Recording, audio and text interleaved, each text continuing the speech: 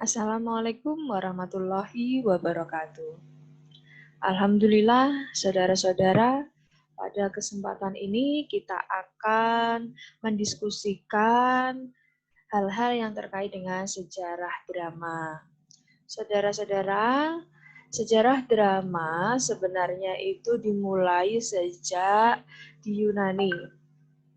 Drama sudah ada pada abad ke-5 sebelum Masehi, dibuktikan dengan temuan naskah drama kuno di Yunani yang ditulis oleh Aeschylus pada tahun 525 hingga 456 sebelum Masehi. Kemudian naskah drama ini berisi tentang cerita yang berupa persembahan kepada dewa-dewa. Mengingat Yunani lekat sekali dengan kepercayaan terhadap dewa-dewa dan banyak sekali nama-nama dewa di Yunani ini, terutama di Yunani kuno. Lah, kemudian bagaimana dengan drama di Indonesia? Drama di Indonesia dimulai pada tahun 1891, yaitu pada saat orang Cina, peranakan Tionghoa yang bernama August Mahyu dan Yap Guantai membentuk rombongan drama komedi Istanbul. Ya, nama rombongan drama atau komunitas dramanya ini bernama Komedi Istanbul. Namun, belum ada dialog yang tertulis, masih mengandalkan tuturan atau program mister.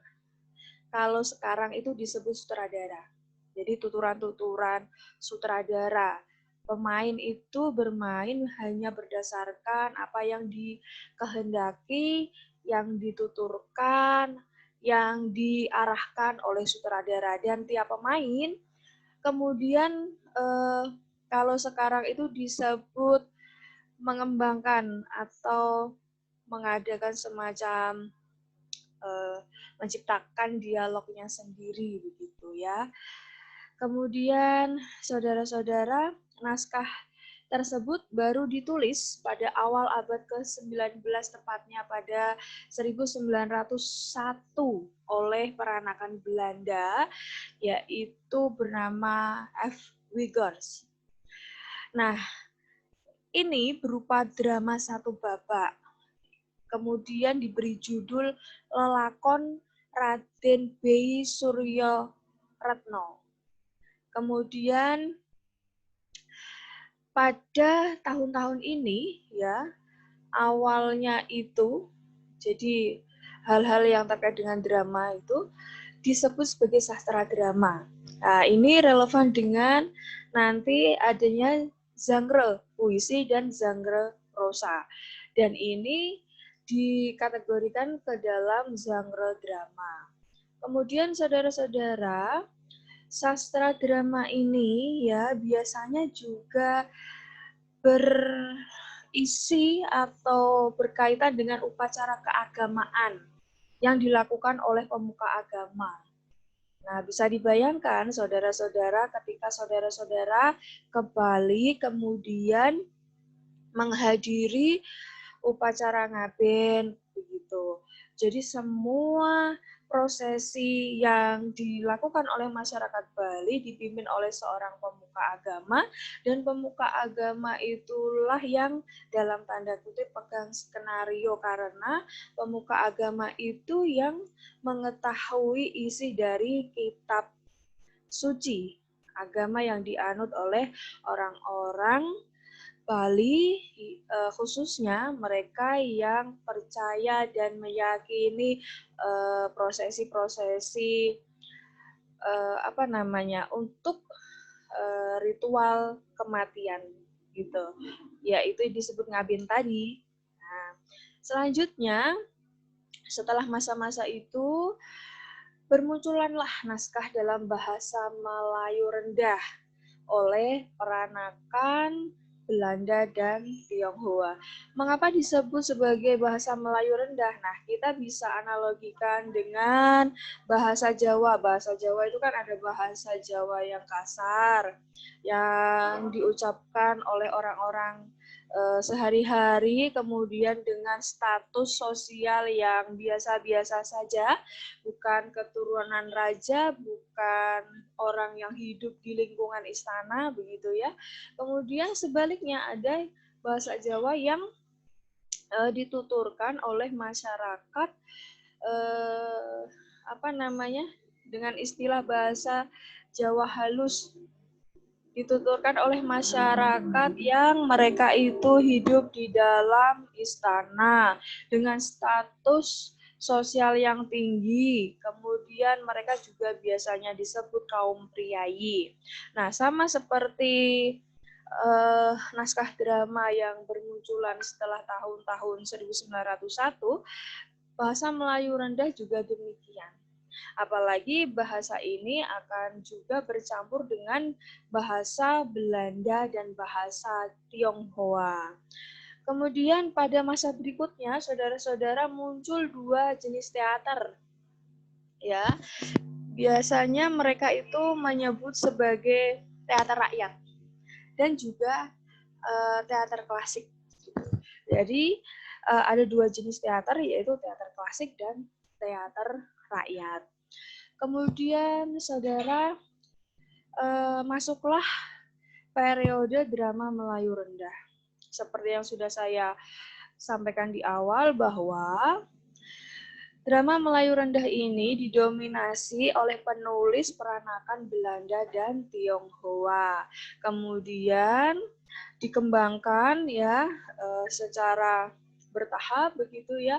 Naskah drama yang ada pada saat itu adalah naskah drama yang kasar oleh para pribumi atau oleh para penduduk asli begitu. Penduduk asli mana? Penduduk asli Melayu, penduduk asli Indonesia begitu. Nah, ini masih bersifat drama kamar. Maksudnya adalah naskah ini hanya berupa satu lingkupnya masih kecil gitu, yang mereka tahu saja, yang berkaitan dengan kehidupan sehari-hari. Kemudian itu masih dalam kalangan terbatas, masih dalam bentuk dibaca begitu. Jika untuk dipentaskan belum banyak. Begitu. Belum banyak naskah drama yang dipentaskan, melainkan hanya dibaca. Kemudian tahun 1891 itu orang Cina, peranakan Tionghoa yang bernama August Mahyu dan Yap Guantai itu membuat rombongan drama komedi Istanbul tadi itu kan. Ini yang juga mengandalkan masih mengandalkan program mister atau sutradara. Kemudian mereka juga nanti menerbitkan lelakon Raden B. Suryoretno tadi, dan sastra drama yang terkenal kemudian terbit tahun itu, tepatnya di tahun 1919, berjudul Allah yang Palsu oleh Kwik Tik Hoi, dicetak sebanyak 2.000 eksemplar. Bayangkan saudara-saudara, naskah drama ini di tahun 1919 sudah 2.000 eksemplar. Betapa sudah banyaknya peminat sastra drama ini, dan masih berkaitan dengan keagamaan, ritual keagamaan, acara-acara keagamaan, hal-hal yang dulu dalam tanda kutip masih didominasi oleh para pemuka agama. Contohnya ya ini tadi, naskah yang berjudul Allah yang Palsu. Mengapa tidak disebutkan dengan Allah yang Palsu? Karena ditulis oleh Kwik Tik Hoi, dan pada saat itu bahkan sampai sekarang orang-orang Tionghoa mengatakan ora iso itu saja dengan ora isa gitu ya. Nah, ini juga berpengaruh dengan ucapan atau pronunciation untuk penyebutan nama Allah dengan nama Allah. Kemudian saudara-saudara, melaju ke periode berikutnya, sejarah drama itu sampai pada periode drama Pujangga Baru. Nah, pada masa Pujangga Baru ini muncul lakon-lakon yang simbolis untuk apa? Untuk mempropagandakan kemerdekaan. Ya, ada pada saat itu tahun 1926, saudara-saudara, muncul atau ditulis Bebasari. Ya, lakon Bebasari ini karya Rustam Effendi. Kemudian ternyata naskah ini ditulis masih dalam bentuk sajak. Nah, kemudian terkenal pula Sanusi Pane. Sanusi Pane ini berpendidikan sekolah menengah Belanda pada saat itu, pada tahun 1880-an. Kemudian karya-karyanya dijadikan acuan, gitu. Dijadikan acuan drama romantis, karena karya-karya Sanusi Pane ini biasanya romantis, begitu. Dramatis sekaligus romantis. Nah, naskah drama lain yang juga terkenal pada tahun-tahun ini adalah Ken Arok dan Ken Dedes. Jadi satu judul ini ya, Ken Arok dan Ken Dedes, yang ditulis oleh Muhammad Yamin pada tahun 1934. Kemudian berikutnya muncul karya-karya seperti Kalau Dewi Tara Sudah Berkata. Ya. Kemudian juga Airlangga. Kalau Dewi Tara Sudah Berkata, Airlangga oleh Sanusi Pane juga pada tahun 1928. Kemudian ada dari Garuda Terbang. Garuda Terbang Sendirian oleh Enzam Garuda Flah pada 1932. Kemudian ada Kertajaya, Lukisan Masa. Nah, ini sama-sama dari Pane gitu ya, dari Armin Pane. Kalau tadi seperti Ken Arok dan Ken Dedes itu Muhammad Yamin, kemudian Kalau Dewi Tara Sudah Berkata, Airlangga gitu. Itu dari Sanusi Pane, ini dari Armin Pane. Nah, kemudian Setahun di Bedahulu pada tahun 1938. Nyai Lenggang Kencana pada tahun 1939. Kemudian Bangsa Cara dan Raga Patni oleh Aji Brabas. Itulah sebenarnya karya-karya yang sempat muncul mewarnai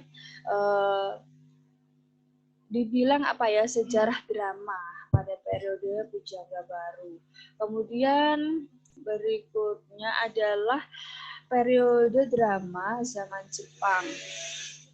Saudara-saudara, pada saat zaman Jepang ini, semua pementasan itu mengalami sortir atau pemberedelan yang sangat ketat gitu ya. Ibaratnya kalau sekarang adalah sensor. Ya, semua pementasan yang dilakukan di masa kependudukan Jepang ini harus sudah berbentuk naskah lengkap karena wajib disensor.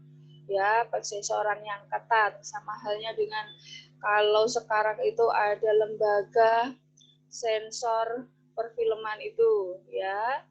Kemudian semua jenis seni, tidak hanya drama, sebenarnya tahun 1940-an digunakan sebagai alat propaganda, ya, alat propaganda gagasan Asia Timur Raya.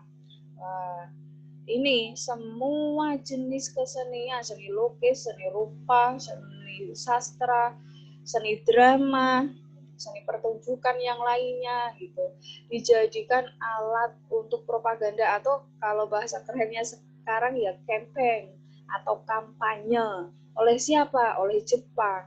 Lah, Jepang itu dulu kan disebut sebagai saudara Asia Timur Raya gitu. Kemudian pada saat ini, pada saat kependudukan Jepang maksud saya, muncul rombongan drama amatir itu oleh Usmar Ismail dan Jaya Kusuma. gitu ya. Kemudian sandiwara amatir ini disebut sebagai sandiwara amatir maya, begitu, maya. Nah, oleh Usmar Ismail dan Jaya Kusuma. Tahu sendiri saudara, Usmar Ismail juga tokoh yang sangat penting terkait dunia perfilman Indonesia kita ini. Dan beliau ibaratnya sebagai pelopor perfilman Indonesia. Saudara-saudara, setelah zaman Jepang kita ke periode drama sesudah kemerdekaan. Pada zaman ini, saudara-saudara, naskah drama itu sudah lebih baik, sudah lebih halus, dan bahasa Indonesia yang digunakan sudah merujuk pada penggunaan bahasa Indonesia yang baik dan benar. Kemudian muncul dalam periode drama sesudah kemerdekaan ini nama-nama seperti Otui Tatang Sontani, Motinggo Bushe, dan Rendra. Tahu sendiri ya, Rendra kiprahnya ternyata juga ada di drama. Selain beliau merupakan tokoh yang tidak bisa dihapus rekam jejaknya di dunia puisi. Selanjutnya saudara-saudara, kita pada zaman drama mutakhir. Sebenarnya penjenisan atau klasifikasi atau periodisasi terkait dengan drama ini karena berkaitan dengan angka tahun saja. Mungkin nanti akan muncul drama lebih mutakhir atau periode drama paling mutakhir, bisa jadi. Nah, alangkah lebih baiknya pemeriodisasian ini ya berdasarkan angka tahun, kemudian fenomena apa pada saat itu yang terjadi atau kebaruan apa dari segi apa, unsur apa yang ada di dalam drama. Itulah yang dijadikan tengarai periodisasi. Namun kita juga perlu mempelajari hasil pemikiran penulis-penulis terdahulu dan mereka yang mengklasifikasikan periodisasi drama ke tahap mutakhir ini. Nah, pada saat periode drama mutakhir, peran tim gitu ya, orang-orang yang ada di Taman Ismail Marzuki dan DKJ Dewan Kesenian Jakarta ini sangat menonjol, saudara-saudara, dalam segi apapun. Bahkan mereka juga seperti merancang, kemudian mengimplementasikan dalam tanda kutip penilaian-penilaian. Kalau saya boleh meminjam kata rubrik penilaian ya, bahkan mereka menciptakan rubrik-rubrik penilaian, standarisasi, naskah-naskah drama mana yang layak dan sebaliknya begitu. Kemudian pada masa periode drama mutakhir ini terdapat pula pembaruan struktur drama. Nanti akan dikenal dengan struktur fisik, struktur psikologis begitu ya. Dan ini juga bisa kita relevansikan dengan struktur fisik, struktur batin yang ada di dalam puisi, kemudian unsur intrinsik, unsur ekstrinsik yang ada di dalam prosa. Saudara-saudara, naskah-naskah drama pada periode drama mutakhir ini umumnya tidak memiliki antiplot gitu ya. Tidak memiliki cerita, cenderung antiplot, non-linier, kemudian tidak jelas identitas tokoh-tokohnya, non-tematis. Nah, tokoh-tokoh yang terkenal ya yang muncul pada saat itu adalah masih Rendra, kemudian Arifin Senur, kemudian lagi Rian Tiarno ya yang sempat menjadi juri di beberapa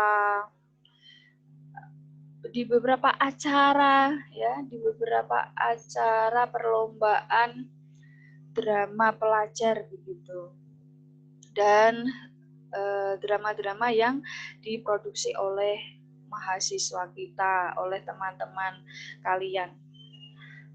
Lah bagaimana dengan Rian Tierno? Apakah beliau masih hidup sampai sekarang? Masih. Kemudian juga terkenal dengan Putu Wijaya dengan naskah dramanya yang berjudul Dor, dan kemudian itu sempat menjadi perbincangan ketika di mata kuliah kajian drama maupun pementasan drama, bahkan penulisan naskah drama. Nah, mengapa demikian? Nanti kita akan mempelajari pada pertemuan berikutnya, saudara-saudara.